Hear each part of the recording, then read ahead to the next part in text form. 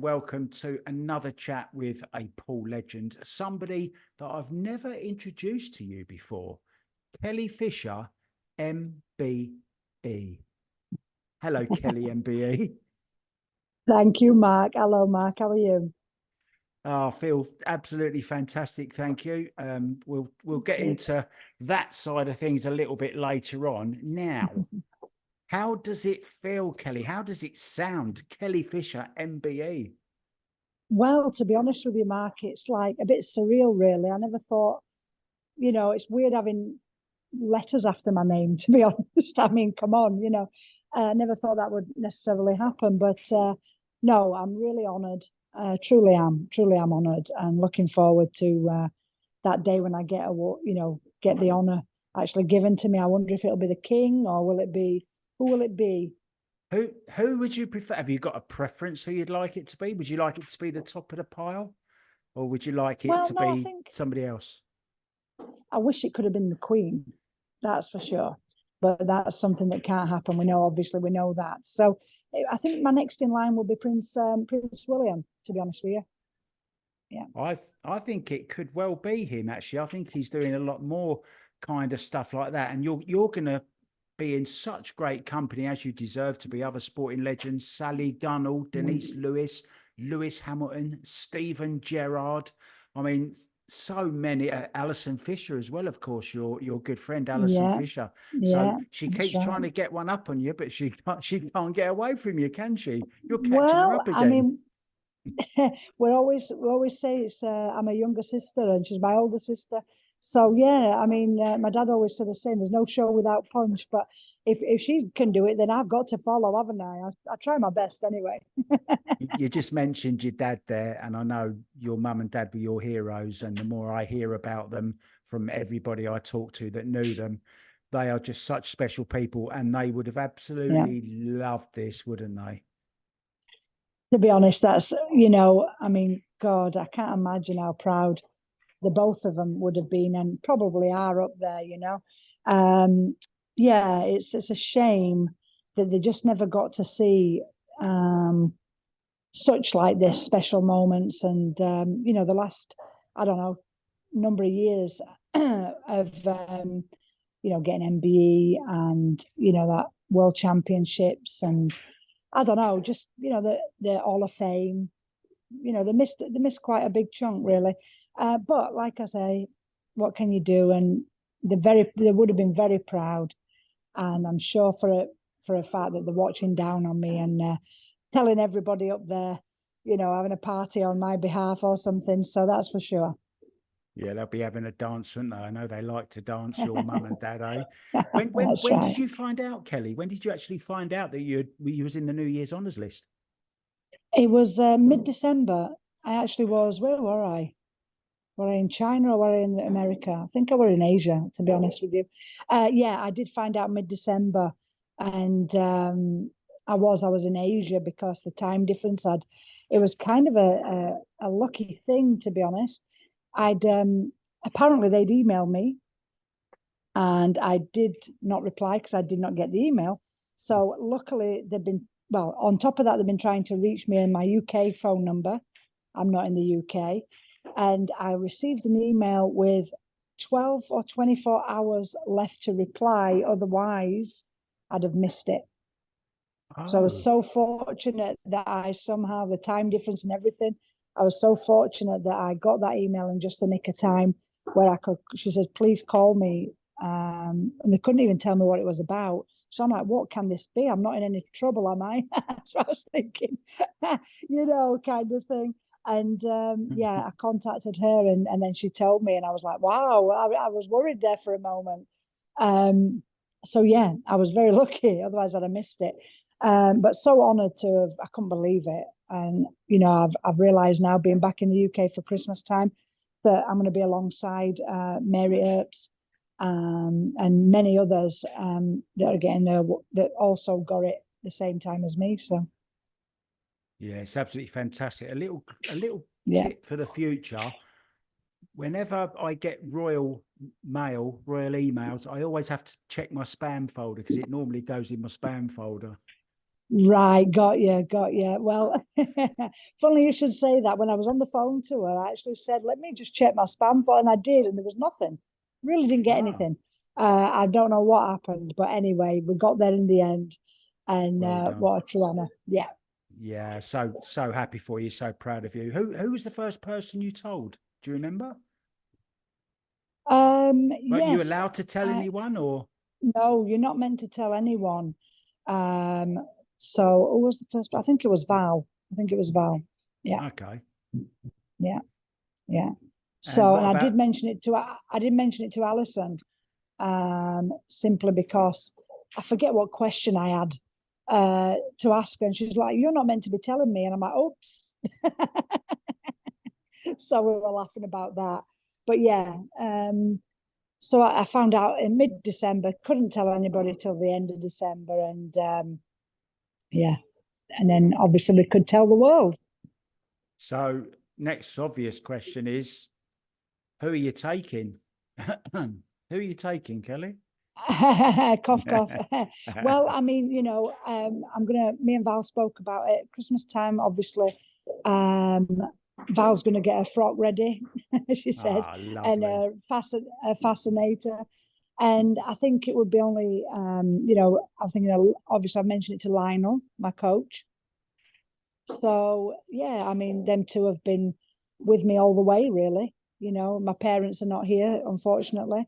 And then I was going to mention it to my brother, yeah, who's in California, so it's not as easy for him to go, but I'm sure if it's possible, he will. I believe he can take three, I've been told. So I think they're the closest, and have been through it.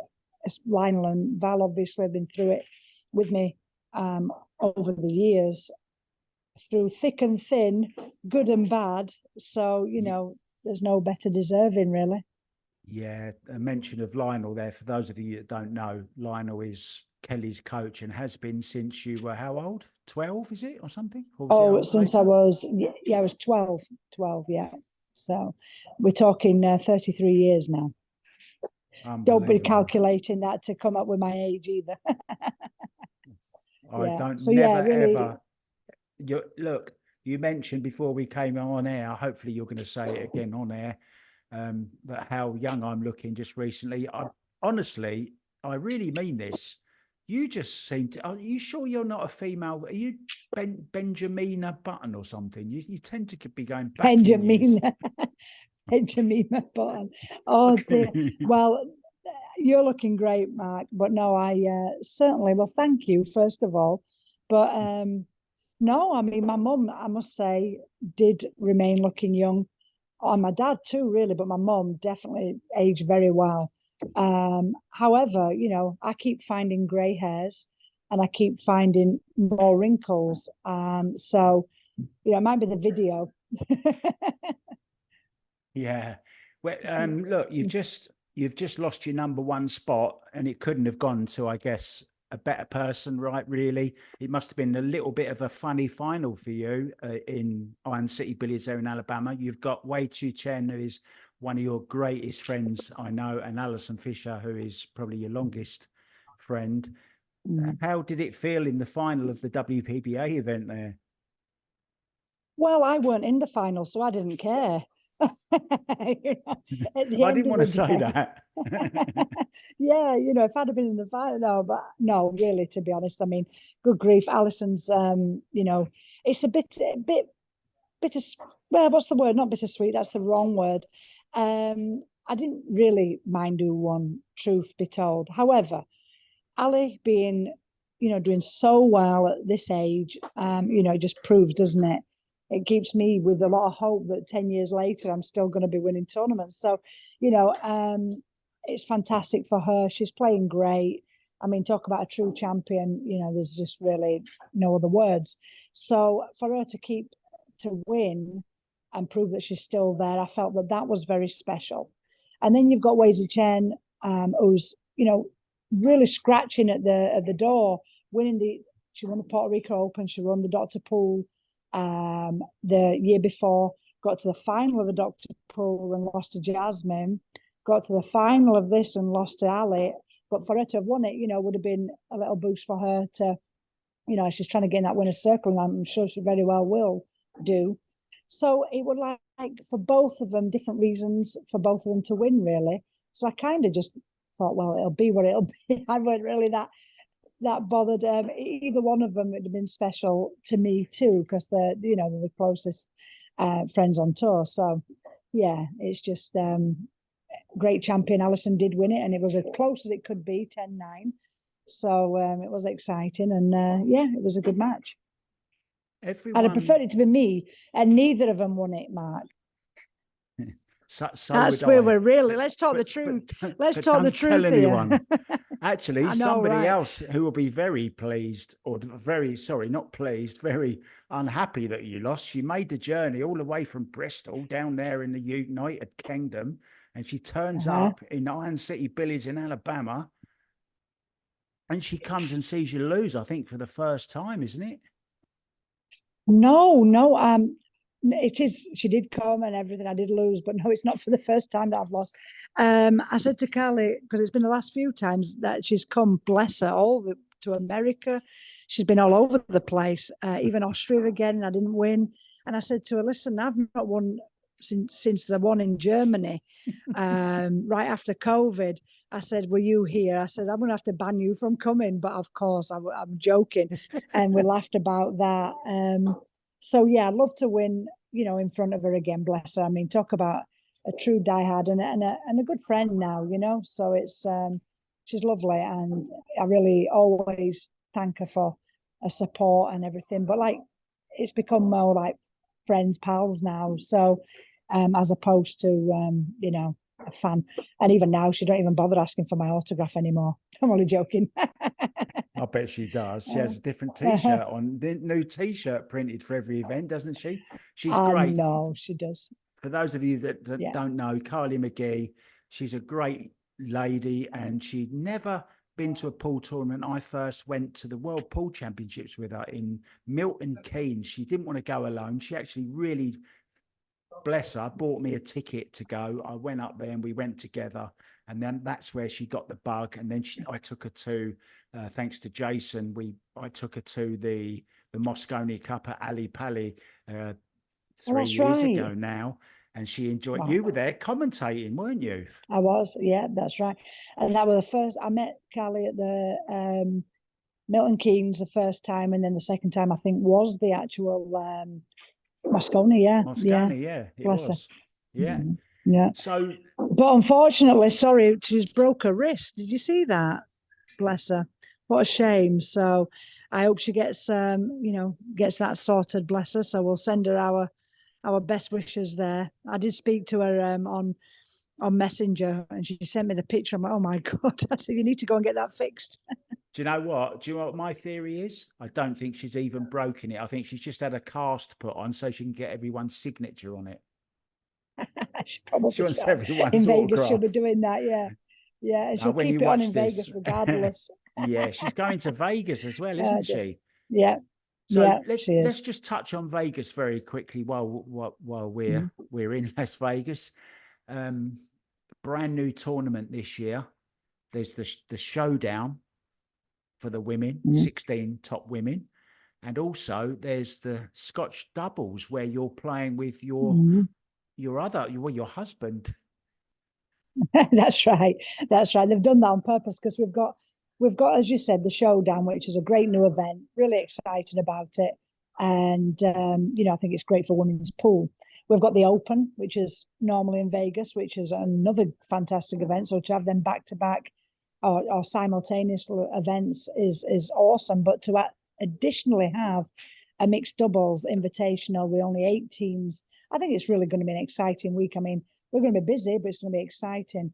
To be with Alex, I've never partnered with him. Yes, he's my on-tour husband. Long story with that one, but yeah, he's lovely, and I'm really looking forward to it.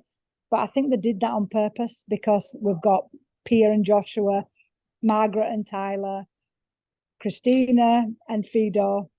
So, and then we've got the Oceans, Jasmine and Albin. So, I think they're just trying to keep the trend going now. Yeah, I mean, it's a fantastic lineup. It really is the creme. I mean, you've got Alison Fisher as well playing alongside Shane Van Boning. I mean, what a great matchup that is. I'm really so much looking forward to this. But I have a question. If Alex Kazakis starts to get a little bit down on himself and a little bit negative, are you going to be willing to give him another slap round the face to wake him up a little bit? I'll give him 2 because I'm playing with him this time. It means more this time, doesn't it? Yeah, exactly. I'm playing with him this time, so I'll get 2. I just want to nip back to fun. I just want to nip back to Alabama very quickly. I'm going all over the place here, but I've just thought of a question that I really wanted to ask you. Everyone always says what a terrific venue Iron City Billiards is there in Alabama. What makes it so special, Kelly? Well, I mean, it's just the atmosphere in there. I mean, it's a huge pool room. One side is full of the bar box tables, all diamonds. It's spotless. The other side is full of the 9-foot tables. But, you know, they've just got such a crowd that love pool. The staff are fantastic. They move the tables to make it an arena effect. You know, so you feel like, because it's 2 sides, if you like, you feel like you're actually in an arena, even though it's a pool room. And the staff are awesome. They really take care of us. Can't do enough for us, to be honest. The tables are brand new covered. I was there earlier this time. They were being covered 2 days before the event. Nobody's allowed to play on them until the event begins, or WPBA players. And yeah, it's really feeling of an actual venue as opposed to it being in a pool room. And I think that's what makes it really special, because people can't believe how well it's transformed, if you like. So it's Kelly Fisher MBE, Kelly Fisher Hall of Famer, and you've got another 3 letters after your name as well, haven't you? WPA. You are now on the board of the WPA. I got you worried there for a second, didn't I? You did. I'm thinking, well, there's a few 3 letters it could be. What could it be? Yeah. So, if you don't mind, I do want to just touch on the WPA and the Matchroom situation at the moment. We've seen in recent weeks a lot of players choosing to go with Matchroom. Most of the top players have gone, I think it's fair to say, chasing their dreams of making big money. Yeah. Now, I think it's much different to when you started playing, when money really wasn't the main dream, I guess. It was always, I want to win a world title, wasn't it? Of course, it depends, you know, it depends what age you begin, I would say. You know, obviously I was very young, and I think it's just the passion for the dream, the goal, you know, more than it is about the money. I think obviously then you've got to get realistic. I mean, everybody has to be able to live and has to be able to, you know, the cost of living nowadays and the pressure that everybody's under in order to do that. So it all depends. I mean, as a teenager, you know, you've no worries, have you? So it's definitely, you've set your goals, your dreams, and that's what you're gunning for. But yeah, as you obviously get older, then that becomes okay for most part if you've got enough money. But when you've not, then you have to really knuckle down and think about that and make a living out of it. Otherwise, you're working a part-time job and giving only 50% to your dream anyway. So yeah, it's a difficult one, isn't it? You're kind of damned if you do, damned if you don't. I'm kind of surprised, Kelly, really, that a few of the players that have signed, I was a little bit surprised at, maybe. And now looking at the world championships, I mean, obviously players can still play in the World 10 Ball that's coming up in Vegas, in the men's 10 Ball, because the cutoff point of March the 1st comes in after the tournament's already started. So to clear up, players are allowed to play in that one. But as things stand at the moment, that will be the last WPA event they will be allowed to play in. Am I right? If they've signed with Matchroom. Well, basically, as far as I'm understanding it, I don't know if they've signed with Matchroom, but I believe it's if they play in a non-sanctioned event that should be sanctioned. So if a Matchroom event or any a matchroom event takes place and its criteria and money added, etc., is comes under the WPA sanction criteria, then it basically should be sanctioned. And if it's not, whether it's matchroom or any promoter, then if a player plays in that event, that non-sanctioned event that should be sanctioned, then they will get a 3-month, is it? Is it 3 months or is it 6 month? I think it's ban? 6 month ban, 6 and a month ban. $500 fine, I believe. Right. And then let's say 6 months later, they haven't played in anything, then they can play in, another WPA event, World Championships, etc. However, if they go ahead and play in 1-2 months later, then the 6 month will start then. And it'll continue while they continue to play non-sanctioned events that are under the criteria that should be sanctioned. Yeah. So it's a tough one. It really is. Do you the only problem I have with it really is the fact that there's nothing for the women, there's nothing for the juniors, there's nothing for 10 ball or 8 ball. It's all just purely 9 ball. Is that a good thing for a company just to focus on one and say, look, that's our thing, that's what we're doing, and everyone else can go and do whatever they want to do? It's pure. Sorry, go on, Mark. Sorry. Yeah, I was just going to add to that. The problem we've got, and probably I think it's the thing that started this whole thing off, was events being arranged over other events. I think there's already one that's been arranged already for 2024 that's going to overlap a WPA event. Yeah. Is there any way as a board member is there any light at the end of the tunnel where we could kiss and make up and say, look, come on, let's sort this out? Yeah. To be honest with you, I don't want to go too far into it, but my feeling is, as a player, it's so difficult for a player to choose. And I don't feel that a player should have to choose, really, in many respects. However, as a player, we do have some responsibility too. So, that's where I'm at. And basically, with Matchroom, they're definitely the best in the business. They're doing the best production. They're doing the best for the sport as far as the promotion side and getting it recognized throughout the world. I just wish we could all work together. Matchroom are only doing 9 ball. Billiards, American pool is 9 ball, 10 ball, 8 ball. We do have juniors, we do have women, we do have disabled. And for it to be a sport, it has to have all them disciplines under all them categories for it to be a true sport. It can't be just male players that are male tournaments that's open to anybody.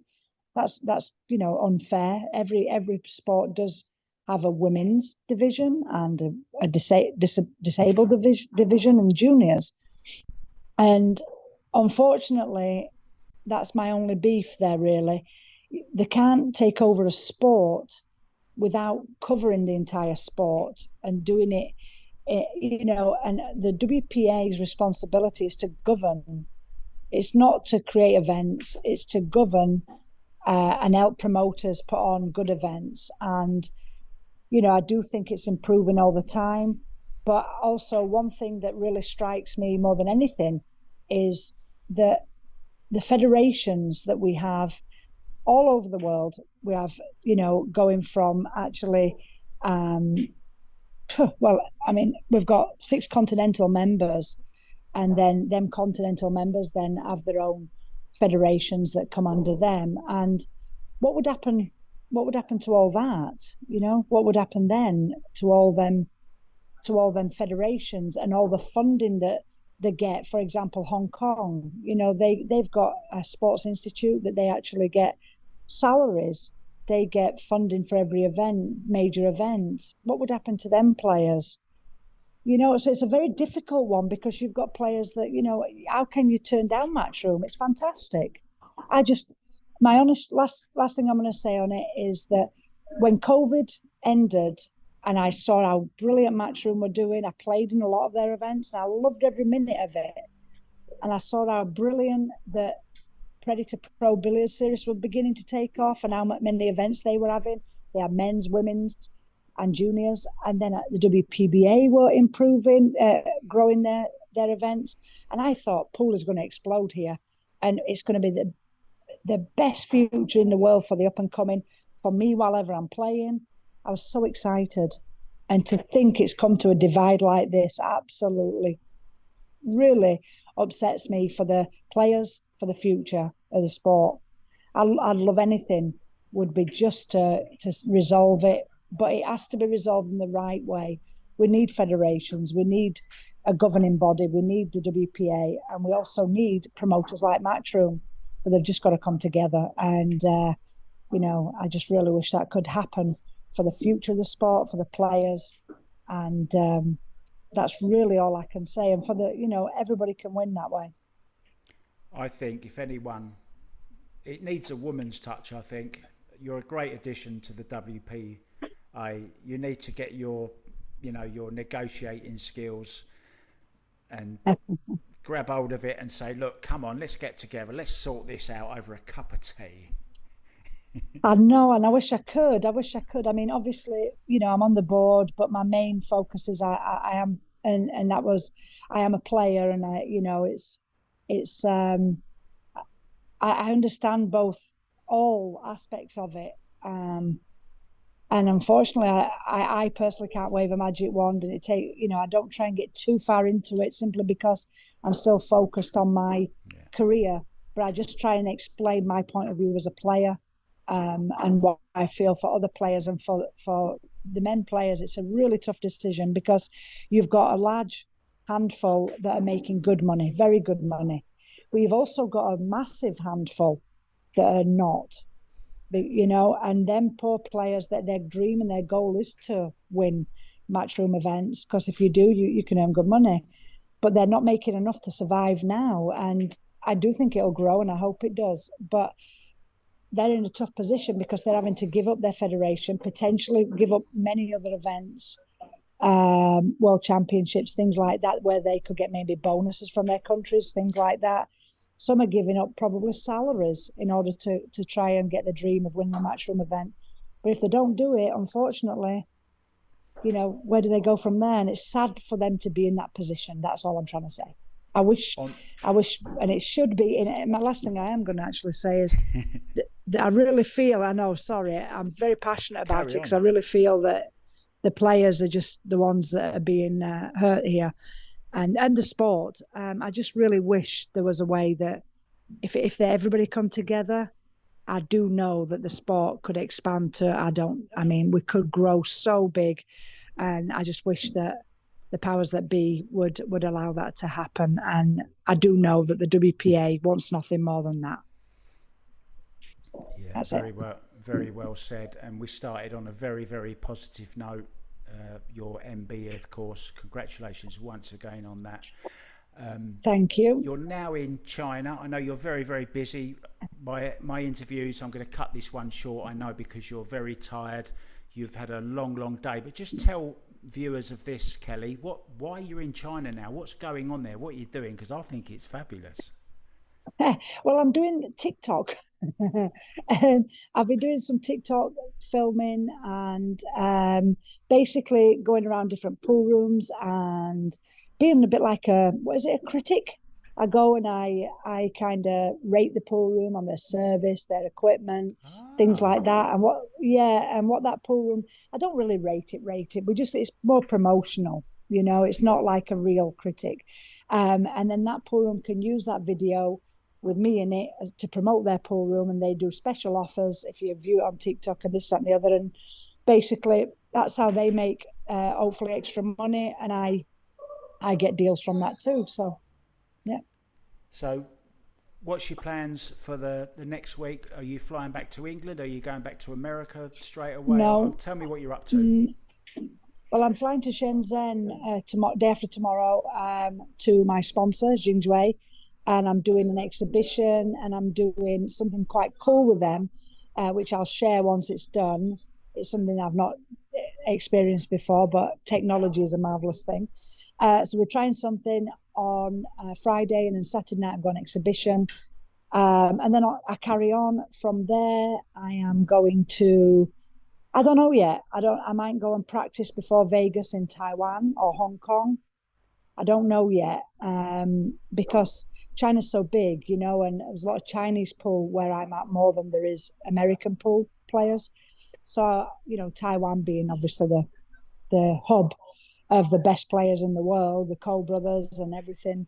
And they're all going to Vegas. So it might be an idea to go there for a week beforehand, or Hong Kong with the Hong Kong boys. I'm doing some teaching there in March, so I might go there to train beforehand.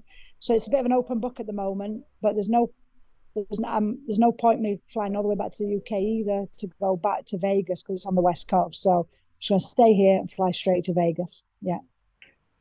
Well, thank you so much. It's been a pleasure as always, Kelly. I nearly called Thank you you, Carly Mark. then. Sorry, Carly McGee. Oh well, Nearly called Carly you MBE. Kelly McGee. instead of Carly McGee, it'd be Carly MBE, and Kelly instead of Kelly McGee. Oh, Yeah. she'll find that one funny. At the moment, it's Kelly McGee, BA, broken arm. So we'll leave it I on know, that note. right? Get well soon, Carly. And Kelly, you know how much I love you. Thank you so much. I'm here in Thailand. Thank you, Mark. Waiting for you to come back. All the guys at Double Kiss are waiting for you to come back as well. They still talk about your visit there. And I still tell everyone the story about you on the motorbike coming from your hotel. Brilliant. It was brilliant, That's brilliant, wasn't it? Brilliant. Yeah, yeah. Well, I'm hoping to get back in March. That's the plan. Ah, is that when Steve, your brother's going to come? Yeah, we're trying to work it out. So fingers crossed we can make something happen for March, April for sure. I hope. Brilliant. Yeah. So keep me in the loop about that, and we'll of arrange course. some kind of proper exhibition this time instead of a quickly arranged one. Perfect. I will do, Mark. And thank you so much, sweetheart. And thanks for everything. And the congratulations for the MBE. I appreciate it. You're welcome. If I don't see you in Vegas, I might be doing it remotely. Not quite sure yet. But if I don't see you there, you'll definitely hear my voice. And maybe you can jump in the booth over there sometime in Vegas and we can do a match together. That would be fun, wouldn't it? 100%. Absolutely. Well, I hope I see you there because we always have a great time. If not, I'll definitely do that. But we'll be in touch for sure anyway. We always do, right? Kelly, as they say in Thailand, Sawadee Krap. Goodbye. Goodbye. I'll see you later. Take care. Thanks so much, Kelly. Bye-bye. Bye.